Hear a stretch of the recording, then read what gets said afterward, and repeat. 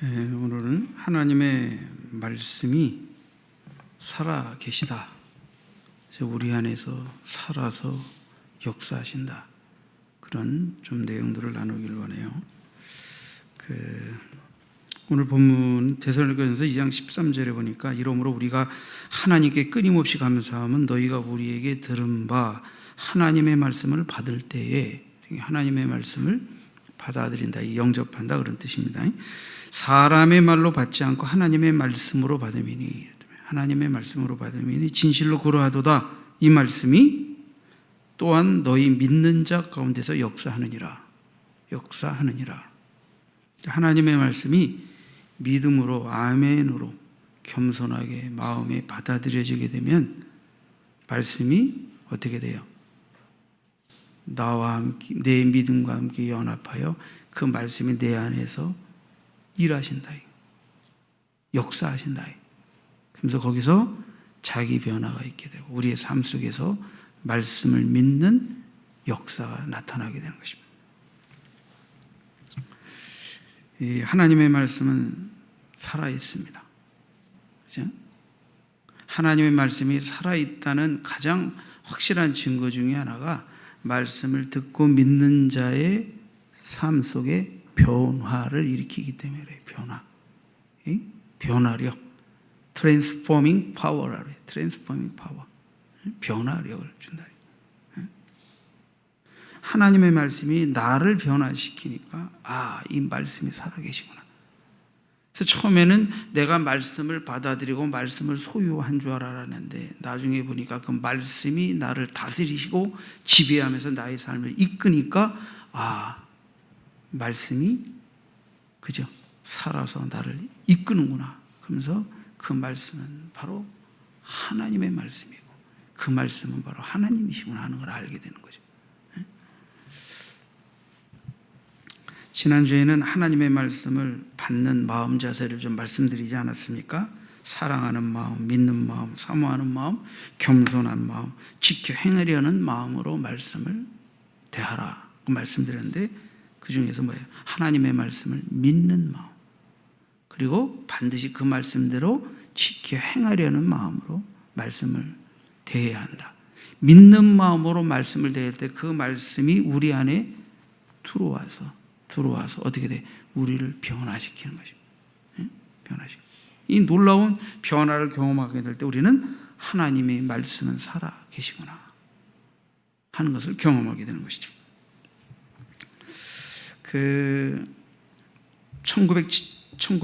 1790년에 영국 정부에서 작은 섬에 인부 100명을 파송하는 일이 있었어요. 섬에서 일하라고. 근데 어찌된 일인지 이들에게서 소식이 끊기고 영국에서는 이들이 모두 다 사망한 것으로 생각을 하게 되었어요. 그 30여 년이 지난 어느 날 영국 배가 그 섬을 지나다가 들러보니까 그 섬에는 예배당이 있었고 존 아담스라는 노인이 목사가 되어 있었고 또 그 아담스에게 그간의 경위를 들어보니까 자기들은 30여 년 전에 영국으로부터 파송된 인부 100명 가운데 한 사람이라고, 자기도 존 아담스는.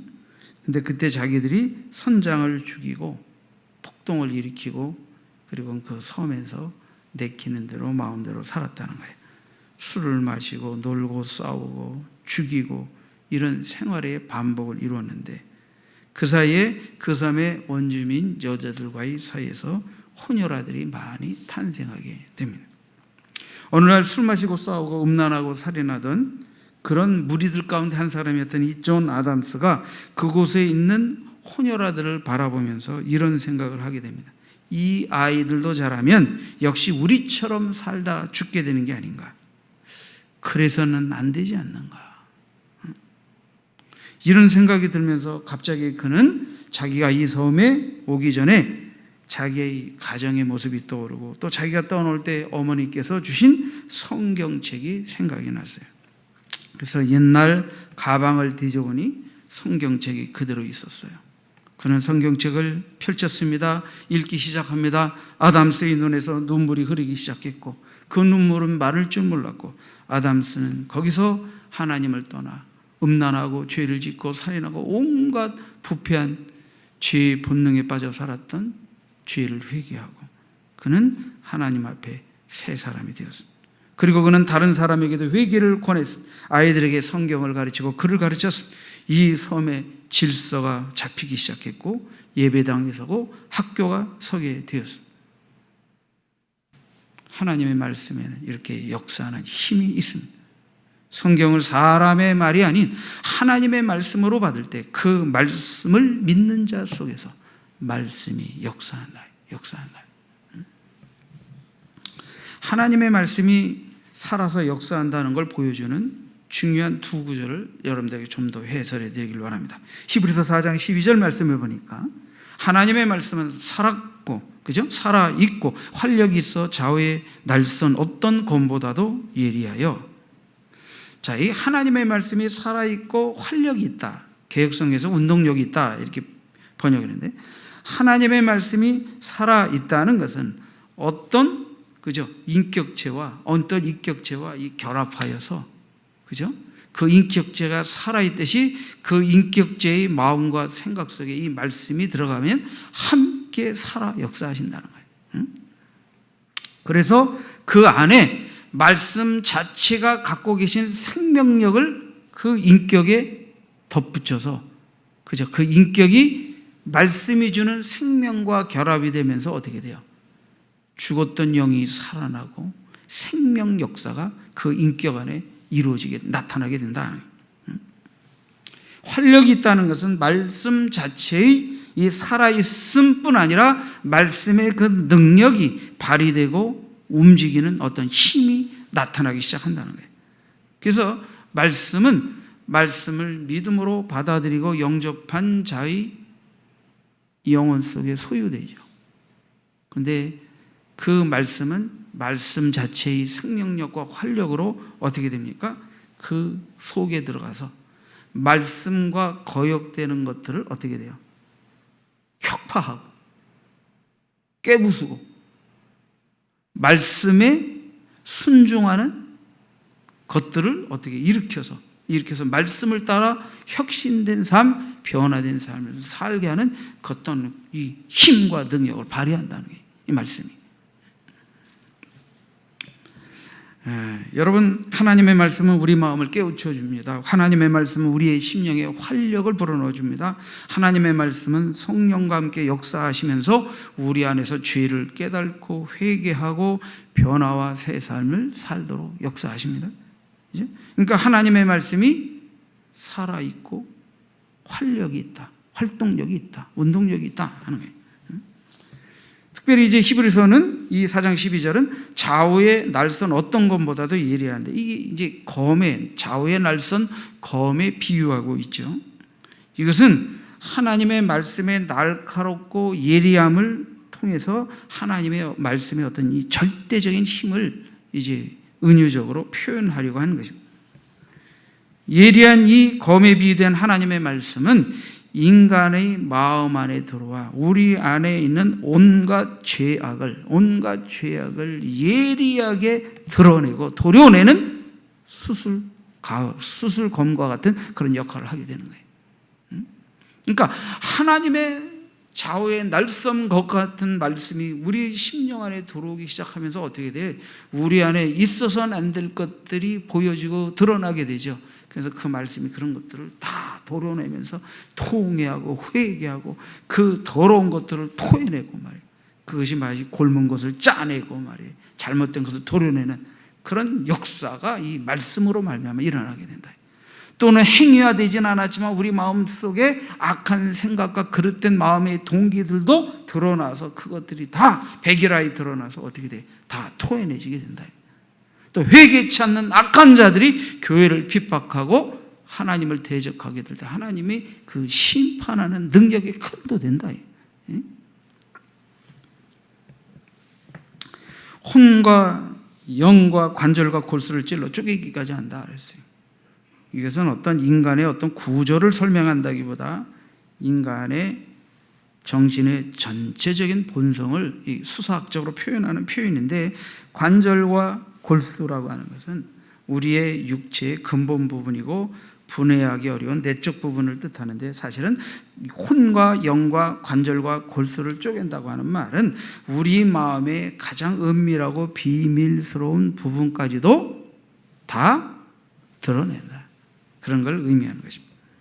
찔러 그랬다면 찔러 쪼갠다 하는데, 이 찔른다 하는 것은 인간의 내면의 깊숙한 곳에 숨어 있는 것까지 어떻게 돼요? 이 하나님의 말씀이 들춰서 드러내신다는 거예요. 꿰뚫으신다는 거예요. 통찰하신다는 거예요. 판단하신다는 거예요. 그래서 그 찔러 쪼개서 마음의 생각과 뜻을 어떻게, 마음의 생각과 뜻을 감찰하신다는데, 이 마음의 생각과 뜻이라는 것은 인간의 어떤 사상을 말하죠. 그렇죠? 감정의 본능과 유행하는, 그죠? 지성을 쫓아서 형성되어 있는 우리의 사상을 말하는데, 이 우리의 마음과 사상이 어떻게 돼요? 항상 하나님의 말씀을 대적하고 거역하죠. 이런 것들을 하나님의 말씀의 예리한 칼이 다 그것들을 드러내고 도려내게 하신다. 그래서 이 감찰하신다는 것은 이제 감찰한다라는 뜻도 되고 판단한다 그런 뜻도 됩니다. 여러분, 그래서 지으신 것이 하나라도 그 앞에 나타나지 않음이 없고, 하나님의 말씀의 이 활동적 역사로 말미암아서 어떻게 돼요? 우리 마음에 숨겨진 생각들이 다 드러나는 거예요. 하나님의 말씀이 우리의 가장 깊숙곳까지 뚫고 들어가는 거예요. 뚫고 들어가는 거예요. 하나님의 말씀은 우리의 은밀한 것을 드러내고 신비한 것을 밝혀내는 그런 통찰력이 있는 것입니다. 그래서 그분의 말씀으로 말미암아 우리의 모든 거짓과 불신앙의 심판을 받게 되는 것입니다. 오직 만물이 우리를 상관하시는 자의 눈앞에 벌거벗은 것까지 드러난다. 우리를 상관하시는, 다시 말해 우리와 관계를 맺고 계시는 하나님께서는 이 만물이 하나님 앞에 드러나지 못하게 되는 일이 없다 이게. 만물이, 그리고 하나님과 상관하신 모든 인간들이 다 하나님 앞에서 벌거벗은 것처럼 드러난다는 것은 숨길 게 없다는 거예요. 숨길 게 없다는 거예요. 특별히 이 드러난다는 말은 원래 레슬링 선수가 상대를 제압하기 위해서 목을 휙 감아가지고 젖히죠. 뭐 그런 것과 똑같아요. 또는 이제 희생 제물을, 그죠? 바칠 때 이제 목을 제쳐서 탁 쳐서 죽이잖아요. 그런 것과 같아요. 그러니까 레슬링 선수가 목을 젖혀서 탁 꺾어서 제압하는, 또 희생 제물이 이제 죽기 전에 목을 젖혀서 탁, 이게 뭐예요? 그러니까 이게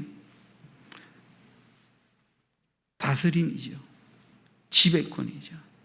하나님의 말씀을 소유하는 순간 그 말씀이 나를 다스리고 지배하면서 어떤 현상이 생겨요? 내 죄, 내 악, 내 거짓, 내 안에 있는 우상, 숨은 동기들을 꺾어서 도려내버리는 거예요. 도려내버리는 거예요. 하나님의 말씀이. 그래서 하나님의 말씀은 지식과 이론이 아닙니다. 하나님의 살아계심, 하나님의 통치, 하나님이 주시는 생명, 그 능력 자체이기 때문에 이 말씀을 아멘으로 받아들이는 순간 그 말씀을 거역하는 모든 것들에 대해서 말씀이, 그죠? 후벼파고 드러내고 수술하고 도려내시고, 그리고 어떻게 돼요? 그 말씀에 의해서 어떻게 돼요? 우리가 벌거벗은 것처럼 드러나면서 하나님 앞에 순전한, 하나님 우리를 창조하셨을 때 본래 하나님의 지음의 목적에 맞게 하나님을 알고 경배하던 본래의 모습으로 돌아가요. 그러면서 거기서 죄가 회개가 되어지고 믿음이 자라는 역사가 있게 되는 거죠. 자, 이 세 번째는, 또 다른 비유는 예레미야가 선포한 말씀 가운데 나오는 비유인데, 불과 방망이 비유된 말씀입니다. 예레미야 23장 29절에 보니까 여호와의 말씀이니라 내 말이 불 같지 아니하냐, 바위를 쳐서 부스러뜨리는 방망이 같지 아니하냐. 여기에 불과 방망이로 비유되는데, 이 방망이는 뭐 이제 대장간의 망치로, 쇠망치로 비유할 수도 있겠습니다. 자, 불이라는 건 뭐예요? 불이라는 건 모든 것을 태워버리는 거죠. 그러니까 불 앞에서 어떤 것이든 태워지니까 이 불은 하나님의 심판, 하나님을 대적하고 거역하는 모든 것에 대해서 파멸을 안겨다주는 무서운 것을 상징하기도 합니다. 그러나 이 불은 파멸만 있는 게 아니에요. 여러분, 불은 모든 것을 태우지만 재련소에서의 불은 이물질을 제거하고 순전한 것만을 남기는 역할을 합니다. 그러니까 이 불같은 하나님의 말씀은 거역하고 믿지 않는 자에겐 이 심판의 불이지만, 믿는 자 속에 들어와서 그 말씀이 하나님을 거역하고 대적하고 죄를 지었던 것들은 다 태워버리지만 우리 안에 믿음과 순전한 것들을 남겨서 더 순도 높은 하나님의 백성으로, 그죠? 우리의 믿음이 자라고 세워지도록 역사하는 말씀의 역사, 그게 불의 역사란 말이에요. 그러니까 불 같은 하나님의 말씀은 우리 안에서 제거할 걸 제거하고 남겨서 단련시킬 것을 단련하는 말씀의 역사다, 이렇게 보시면 됩니다. 그러니까 하나님의 말씀, 불 같은 말씀을 읽다 보면 그릇된 생각, 그릇된 마음의 아집들이 다 불살라지고 어떻게 돼요? 하나님의 영광을 위해 진리의 근간 생각과 마음들이 새롭게 정결하게, 그죠? 하나님의 말씀에 살이 붙어서 내 안에서 꿈틀거리고 역사하게 되어지니까, 전에는 눈만 감으면 남을 어떻게 해야 할까, 시기할까, 어디서 즐길까, 어디서 한잔할까, 이 생각만 나는데 눈만 감으면 내가 어떻게 뭐 할 게 없을까, 하나님의 영광에서 뭘 할까, 교회 별일 없나, 목사님은 안녕하신가 하면서 자꾸 교회 생각이 나고 성도 생각이 나고 기도할 게, 누가 아프다고 했는데 좀 기도해야지, 이렇게 되는 거예요. 이렇게 되는 거예요. 하나님의 말씀은 또한 대장간의 방망이라, 이 반석을 깨는 역할도 하지만 동시에 물체를 두드려서 필요한 물건을 만드는 역할도 하는 거예요. 그러니까 깨부수는 것은 심판이지만 우리 안에 믿음으로 하나님의 말씀을 받아들일 때 아집과 죄악이 깨져나가고, 믿음으로 말미암아 하나님의 말씀 가운데서 하나님의 영광하는 은사자로서 그릇들로 우리가 두들기고 재련되고 단련되고 빚어져서 하나님의 영광을 위한 일꾼으로 세워지는 역사가 있게 될 줄 믿습니다. 그러니까 이게 불신앙과 우상숭배자, 거짓 선지자, 악한 자들을 향하여는 여호와의 말씀이 심판하는 불이요, 심판을 깨트리는 방망이 같지만, 또한 이 말씀의 긍정적 효과는 믿는 자들 속에서는 그런 불신앙적 요소, 죄악적 요소들을 태워버리고 부숴버리고 하나님의 말씀으로 새롭게 세우는 역할을 하는 것이 여호와의 불 같은 말씀, 또 방망이 같은 말씀이다 하는 것입니다. 물론 예레미야가 이 말씀을 할 때 그 대상은 주로 예레미야가 전하는 말을 대적하여 거짓말로, 또 거짓 꿈으로, 거짓 예언으로 하나님을 대적하고 예레미야의 말을 무효화시키려고 했던 자들을 향하여 여호와의 말씀이 불 같고 방망이 같다라고 이제 사실 하나님이 예레미야를 통해 선포하신 내용이긴 합니다. 또 하나 우리가 좀 이해를 들어볼 것은 고린도후서 10장 4절 5절에 있는 말씀입니다. 하나님의 말씀, 이 복음의 능력, 하나님의 말씀의 능력이 어떠한가 하는 걸 보여주는 말씀인데, 고린도후서 10장 4절 5절에 보니까 우리가 싸우는 무기는 육신에 속한 것이 아니요 오직 어떠한 견고한 진도 무너뜨리는 하나님의 능력이라. 자, 우리가 싸우는 무기는 육신에 속한 게 아니라 어떤 견고한지, 이 불신앙과 교만과 아집으로 똘똘 뭉쳐져 있는 이 우리 안에 있는 마음의 이 견고한 진지를 하나님의 말씀의 능력이 들어가서 탁 파괴해버리는 거예요. 그러면서 교만이 떠나가고 아집이 떠나가고 불신앙이 떠나가는 것입니다. 그러면서 모든 이론을 무너뜨리고, 이 모든 이론이라는 게 하나님을 대적하고 나름대로 갖고 있는 이런 걸 이제 개똥 철학이라고 그러는 거예요. 사람들은 다 나름대로 삶의 가치관과 철학이 있어요. 그치? 그래서 별의별 미신 철학도 많아요. 어떤 사람 하루 지나가다가 똥차가 지나가는 거 보면 재수 좋다고 생각하는 미신도 있잖아요. 그런 것보다 사람들은요, 나름대로의 터부와 개똥 철학을 가지고 나름대로의 가치관과 상상력을 가지고 이론을 가지고 인생을 살아요. 웃기지도 않습니다. 근데 여기에 얼마나 많은 그릇된 생각과 사상들이 복음을 거절하고 하나님을 거절하고 진리를 거절하게 만드는지 아십니까?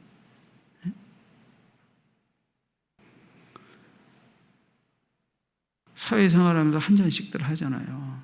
예수 믿는 분들이 이제 한 잔을 잘 안 하고 어울리질 않으니까 자 옹졸하고 술도 한 잔 못하고, 우리는 술 한 잔 먹고 탁 터는데 저 새끼들은 술도 안 먹고 꽁 해가지고 말이야 저지를 한다고 이러면서 옛날에 다 그러잖아요, 세상에서. 여러분, 예수 믿는 분들이 세상 사람들이 술 한 잔 먹고 터는 것보다도 더 옹졸하면 안 됩니다. 아셨어요? 용서를 할 줄 알고 이해할 줄 알고 포용할 줄 알아야지. 한 잔 먹고 그래 다 이해해 줄 테니까 얘기해봐. 그래 오늘은 계급장 띄고 얘기하자. 다 얘기했어요. 부장님 과장님이 새끼가 저기 나를 그렇게 생각하고 있었어. 돌아서고 나선 꼬이기 시작해요. 그래. 얘기하라며 해냈잖아. 그런데 나중에는 좋은 얘기는 다 하고 꼬이고 비틀리고 섭섭했던 그 거역하는 마음들이 생각이 쫙 들면서 이놈이 그렇게 해라. 이게 뭘 한 잔 먹고 털어요, 털기는.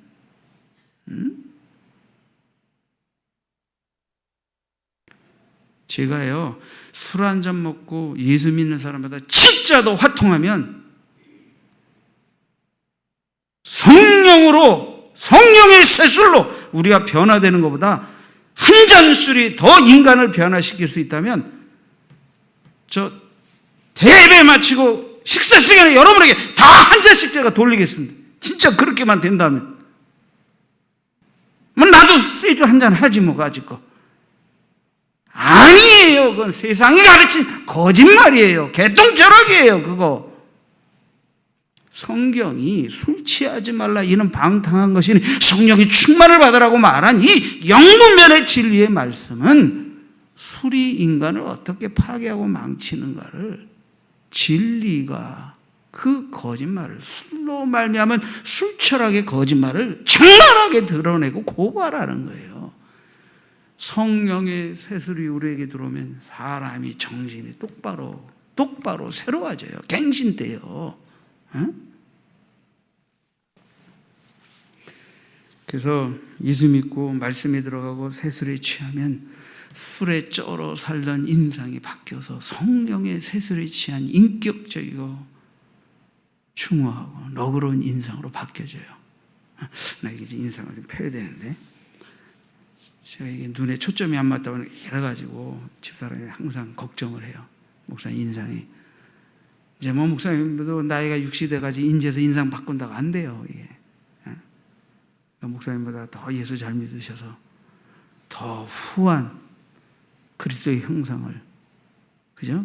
위쪽으로 표현해내는 얼굴을 갖게 되시길 바랍니다. 그렇죠. 이뻐요. 다들 표정 관리하고 계세요 지금.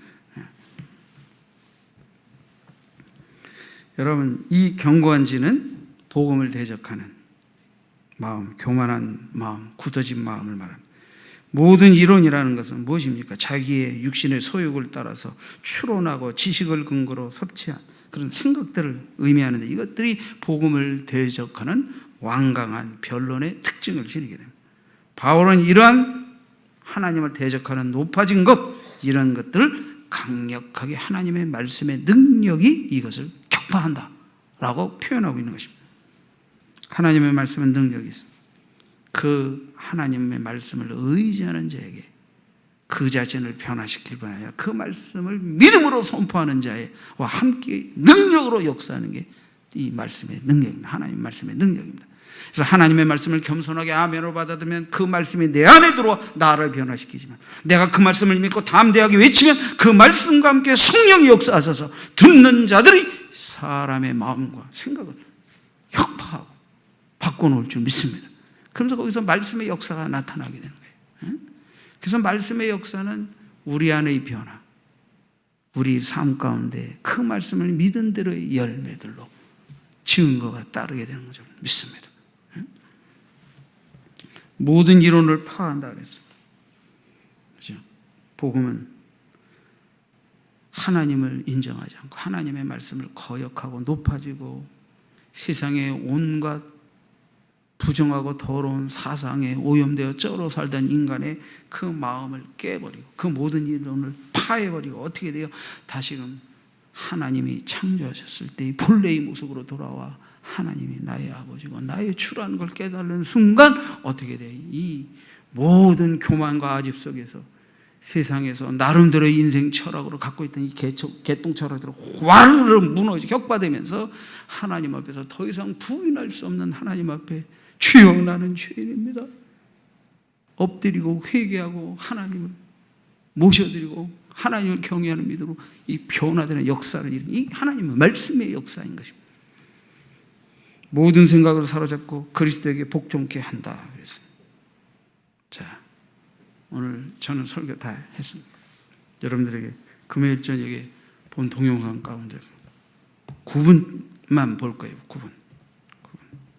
보시고 최근에 기독교를 전략적으로 혁파하기 위해서 역사했던 사람이 회심해가지고 목사님들 앞에서 간증하는 내용 일부입니다. 나머지는 여러분들 각자 보시고 9분까지만 보고 말씀을 마무리하겠습니다. 아실지 모르겠지만 종교자유정책연구원이라는 곳이 있습니다. 한국교회를 전략적으로 공격하는 단체인데요. 사실 대광고를 법적으로 공격했던 그 강희석 군 사건을 기점으로 종자연이 만들어집니다.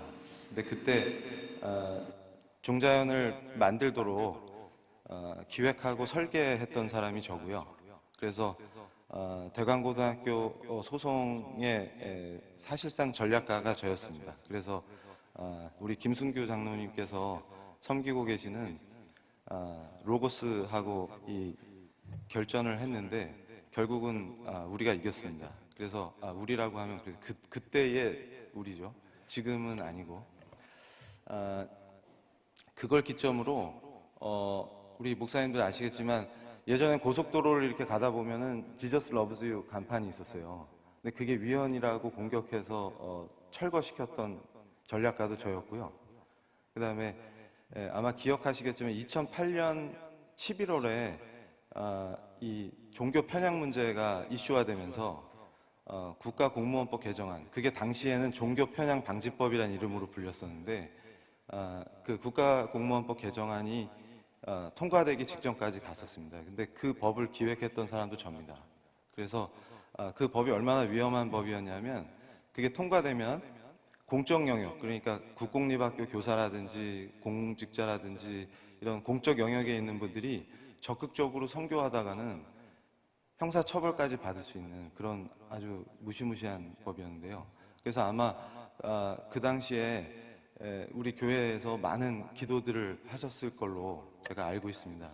그런데 이제 제가 그 법을 2007년에 기획했는데 2008년에 입법되기 직전까지 갔었던 것이죠. 그 외에도 많은 것들을 했습니다. 그러니까 교회에 사람들이 오게 되면 거기서 교회에서 투표하면 사람들이 모이지 않습니까? 그럼 혹시나 교회의 영향을 받으면 안 되니까, 왜냐하면 투표하러 온 날 이렇게 목사님들께서 말씀을 전할 수도 있고, 그러니까 전단지를 나눠줄 수도 있고 선교할 수 있기 때문에 그걸 막으려고, 또 그게 위헌이다 이렇게 주장도 했고요. 그리고 아마 사랑의 교회가 어떻게 법적으로 공격당했는지 이런 걸 아시면 그 종교자유정책연구원이 줄여서 종자연이라고 부르는데요. 얼마나 전략적으로 기독교를 공격했는지 아실 수 있을 겁니다. 그래서 저는 사실 그런 그 전략가 역할을 하다가 2007년에 국가공무원법 개정안 기획을 한 그 직후에 이제 더 센 거를 준비하려고 뭐를 하면 이제 한국교회를 확 흔들어 버릴 수 있을까 이걸 이제 연구하려고 다시 절에 들어가서 숨어서 이제 연구를 하고 있었는데 그때 하나님께서 그 절에서 연구를 하면 보통 제가 좀 편안함을 느껴야 되는데 계속 두통이 와가지고 절을 벗어나면 괜찮다가 다시 돌아오면 또 아프고 이런 일이 반복돼가지고 제가 이제 절에서 못 버티고 집으로 돌아와가지고 제가 CTS에 엄청 여기 CTS 오셨네. CTS에 엄청 그 열심히 시청하는 시청자였습니다. 그 당시에. 왜냐하면 교회를 알아야 공격해서 파괴할 수 있기 때문에 교회에서 무슨 얘기하는지 그리고 이분들의 선교 전략이 뭔지 그 다음에 목사님들이 어떤 얘기를 하시는지 이런 거를 아주 면밀하게 체크를 하고 분석을 하고 했었습니다. 그러다가 그날도 이제 쉬려고 집에 왔다가 CTS를 켰는데 거기서 어떤 목사님께서 설교를 하시는데 예수님께 죄인임을 자백하는 그런 장면을 약간 연극처럼 이렇게 설교하시다가 중간에 목사님께서 이렇게 해주시는데 그때 평상시처럼 그 제가 이 조롱하는 말을 잘했었는데 죄인 웃기고 있네 이러면서 그걸 조롱하고 싶어가지고 너나 잘하세요 이런 식으로 조롱을 하려고 하는데 그 순간 갑자기 혀가 딱 굳어버렸습니다. 그러면서 거의 제가 지금 그때 상황을 표현하면은 번개에 맞았다 이게 정확한 표현인 것 같은데요. 그러니까 물리적인 번개에 맞은 게 아니라 저를 완전히 그 사로잡는 이 강력한 힘이 혀가 딱 굳어버리고 그대로 바닥에 엎드렸는데 그때 딱 들었던 생각이 나는 죽었구나 였습니다. 그러니까 그때 제가 그 전까지는 지금 한국 사회를 위해서 굉장히 의로운 일을 하고 있다고 생각했어요. 왜냐하면 한국 사회를 망치는 악의 근원이 교회라고 판단했습니다. 그래서 이건 제가 조금 이따가 말씀을 드릴 건데요. 이런 생각들의 배경에는 이데올로기적인 요소가 굉장히 강합니다. 그러니까 우리 목사님들께서 이건 그냥 단순한 정치 현상이고 어떤 정치적인 문제이니까 나하고 상관이 없다라고 생각하시면 큰일 나는 것이 이 본질은 영적 전쟁입니다. 지금. 그러니까 무슨 얘기냐면 사실상 청교도 혁명이 영국 정치 전통이랑 무관할 수 없는 것처럼 명예혁명이나 이것이 굉장히 정치 현상이라든가 그러니까 다시 말씀드리면 우리 믿는 사람들의 삶이 제가 교수니까 대학에서 교수로서의 삶이 신앙인으로서의 삶과 분리될 수가 없는 것처럼 우리 삶을 구성하는 이것이 영적인 문제와 분리될 수가 없습니다. 근데 사실은 교회를 공격하려고 제가 그런 논리를 계속 주장했었는데요. 무슨 얘기냐면 교회의 이 성도들이 각성을 하면 굉장히 무서운 파워를 냅니다. 정치적으로. 근데 그 교회를 핍박하는 세력의 저쪽 진영에서는 그걸 너무 잘 알고 있는 거죠. 그러니까 저도 마찬가지였고.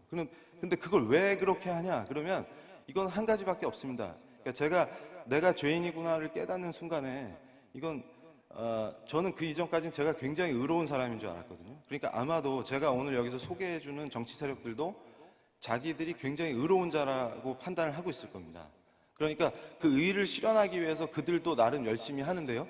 그게 사실은 그렇게 하면 할수록 죄의 본질로 들어가서 자기만 죽는 게 아니라 전부 다 물귀신처럼 다 죽게 만드는 그 아주 위험하고 무서운 사상과 이데올로기가 거기 깔려 있는 것이죠. 그러니까 이 이데올로기는 사실은 이 사탄의 전략입니다.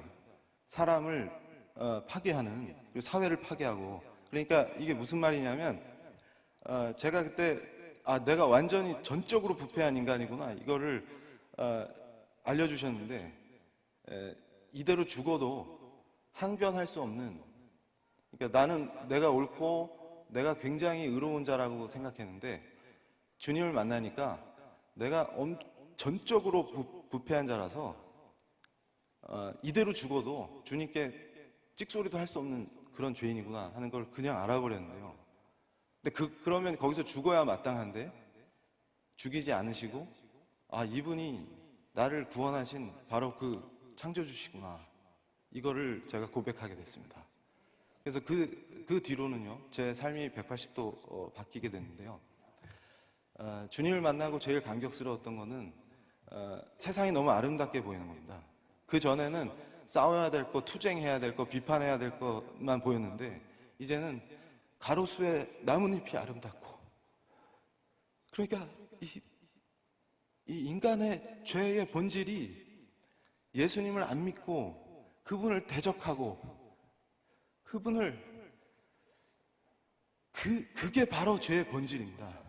근데 이것은 말이죠, 그렇게 죄의 본질로 가게끔 사람들을 더 강화시키고 강력하게 결집시켜서 다 같이 죄의 길로 가서 죽자, 이런 겁니다. 그래서 제가 영적으로 눈을 뜬 뒤에, 제가 사상사 전문가지 않습니까? 정치 사상사, 법사.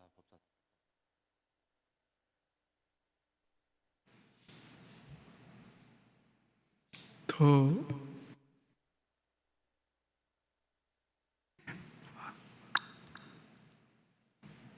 나중에 이분의 강의를 추가로 들었어요. 이분은 현재 그 울산에 있는 대학의 교수가 되었고요. 에코가 들어.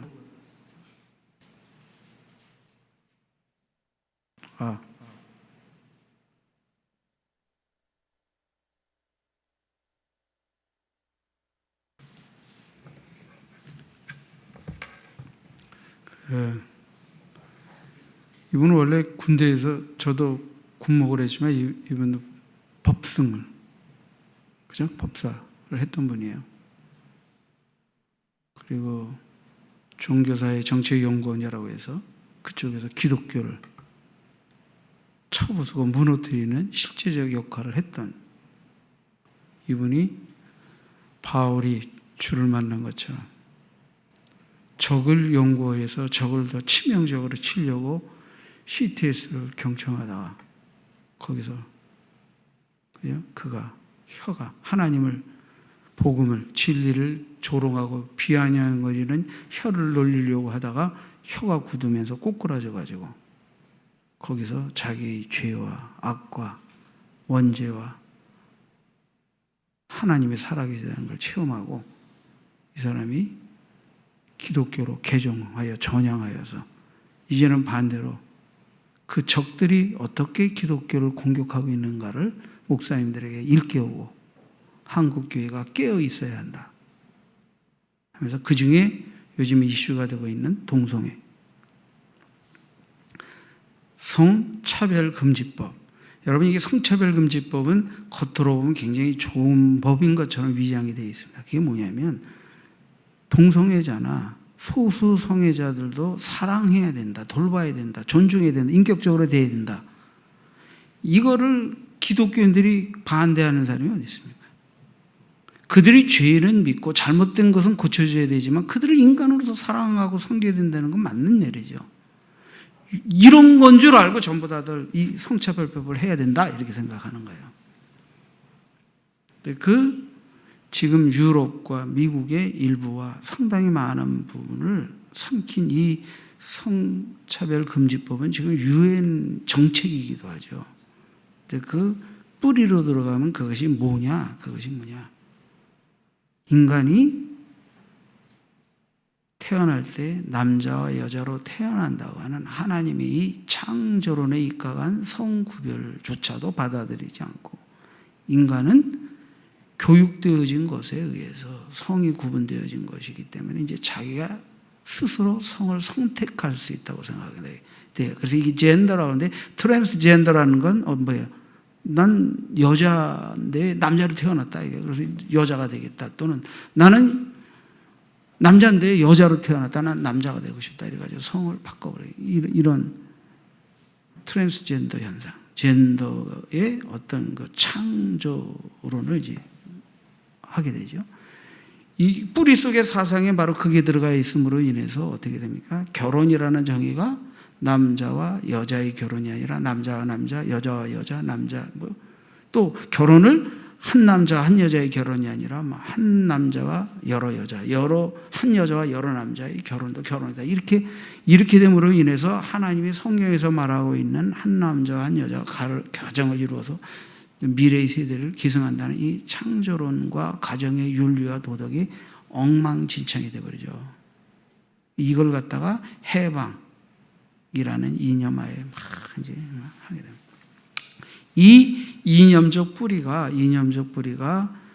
중국의 문화혁명의 마오이즘이 유럽으로 건너가서 어떻게 그게 발전이 돼가지고 지금 동성애법이라는 탈을 쓰고, 그죠?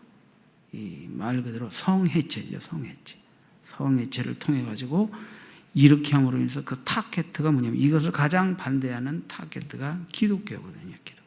기독교를 묶어버리는 거죠. 그리고 이 성차별은 몰래 종교차별 금지로 발전이 됩니다. 그래서 종교를 포기하지 못하게 되고, 각자 인간이 스스로 종교를 선택할 수 있어도 타종교인에게 포고하면 안 되고, 길거리에서 전도하면 안 되고, 또 교회에서 타종교에 대해서 잘못됐다고 비판하면 안 되고, 동성애자가 목사님한테 와서 줄에 서달라고 하면 줄에 서줘야 되고, 그걸 거절하면 종교차별법에 의해서 처벌받게 되고, 이런 쪽으로 발전이 되면서 이것이 무엇을 잡는 사탄의 전략이 되느냐?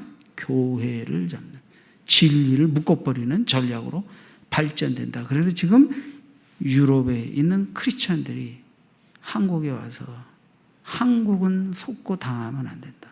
우리는 완전히 족쇄가 채워져 있다. 속지 마라. 근데 누가 동성애법을 가지고, 물론 이 동성애법의 뿌리를 모르기 때문에 그냥 소수 성애자를 사랑하는 거다 이렇게만 생각하고 정치적으로 대다수 사람들은 이용당하고 있습니다. 그러나 그 속에 뿌리가 되는 이념 집단이 그죠? 마오이즘, 이 모택동의 문화혁명 때의 이 변형된 공산주의 이론 가운데 하나인 그 이념을 가지고 어떻게 해요? 세상을. 전에는 자본주의와 공산주의가 싸워서 나라를 혁명시키는 게 아니라 지금은 사람들 속의 생각과 이념을 뒤집어 가지고 어떻게 해요? 교회를 무너뜨리고, 이런 쪽으로 이게 벌써 지금 유럽에서 다 결과가 나온 거예요. 그래서 그리스도인들이 깨어서 기도해야 되네. 그런 내용입니다. 기도하십시오.